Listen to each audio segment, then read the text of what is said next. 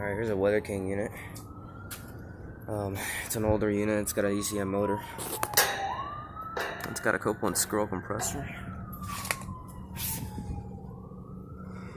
Well, this is actually originally a ream because there used to be one right here.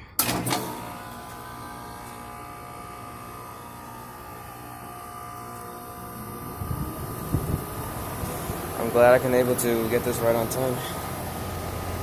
Alright, it's a 2010 3.5 ton. That's already ice cold. This is a great unit.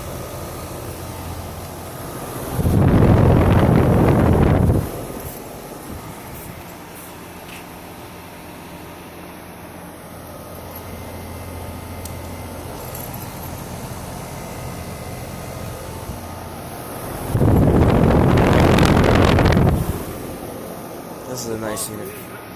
Yeah, it's a really good unit. Alright, well, thanks for watching, guys. Hope you enjoyed the video.